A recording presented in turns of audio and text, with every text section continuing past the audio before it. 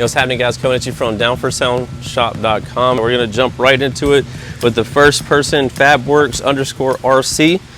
Could I run a 2500 watt amp on a factory battery and alternator, or should I grab a 2500 watt battery? Definitely don't want to run a 2500 watt amp on a factory electrical unless you have like a diesel truck with dual batteries and or dual alternators. It could handle that, but any other vehicle, probably not. JDMZ said upgrade the battery and do a big 3. That would be minimum. You definitely want to upgrade, or instead of upgrading the battery under the hood, I would add a battery in the back and do the big 3. That way you're adding a lot to your reserve of power. And kind of see, like, after you do that, just check your voltage and see how it's holding. If you're holding like upper 12s or 13s, you're fine. So that's the way that you know that you're good. If not, then you know you need to upgrade your electrical more, like with the alternator or putting a Down for Sound LTO 6.0 in the back would be optimal. Up next, 83 box Chevy.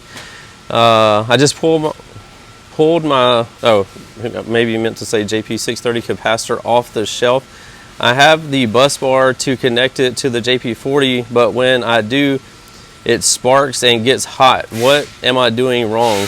So with capacitors, if you don't bring them up to voltage properly, this will happen. Like, so you have to do like a really slow charge. Usually there's like a light bulb that you put on there to bring caps up to like the right voltage, because a lot of times caps are shipped at like sometimes no voltage, like, or very, very little. They're kind of like empty and you have to charge them up. So if you're, say your JP40 is like sitting at 13 and then you hook something to it that's at 0, there's a huge difference in voltage there. So that's what's going to cause the sparking and the heat buildup. So there should be videos on YouTube of how to charge a cat bank properly. I believe we may have done it on this this channel, but if not, there has to be somebody that has done that. So please educate yourself on that. Make sure the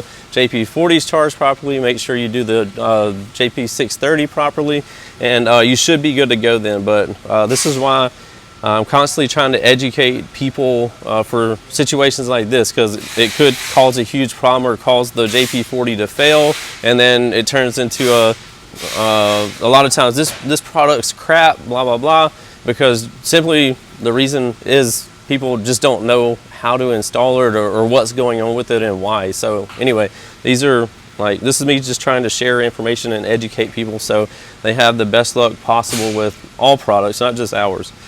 Last but not least, we have Rudy Litwin 3566. How do you get rid of humming noise when I turn on my amp? This could be caused by a few different things. There's some people like commenting here. Try checking low pass filter, turn it and the hertz down. Maybe you have feedback. Then JDM, when running power cable, run the power on one side of the vehicle and the RCA's on the other side. Some people have said running the cables on the opposite sides of the vehicle is like a myth. Some people say or swear by it. So that's something that you could try if you are experiencing that. You could also get a noise filter, which we'll have coming out soon from Down for Sound. We also have them from DS18 right now. But anyway, that's a couple of things you could try. Also check your grounds, make sure they're good. And also, sometimes on aftermarket head units, on the RCA's on the back, people have to take like wire and go around the pins coming, or sorry, the RCA jacks coming out the back of the head units, and make sure they're all grounded and everything is good there. That's another, there should be a video on YouTube about that as well, like how to do that. It's helped out a lot of people with humming noises and stuff like that. So anyway, so I appreciate you guys asking the questions and engaging with me here on my YouTube channel. If you don't mind, hit that subscribe button and enable notifications so you know all the times when we do these videos, trying to help you guys out, which in turn helps me out. So it's like a full circle thing. If you need anything, hit us up, downforsoundshop.com, and we'll see you in the next one. Later. What's happening, guys? If y'all enjoyed all the hot content that you saw in that video, be sure to follow me on YouTube, Facebook, TikTok, Instagram under the Life of Price, and also Down for Sound Shop on Facebook and Instagram. And don't forget Snapchat. I'm JPD4S on there, so be sure to check me out there. We'll see you in the next one. Later.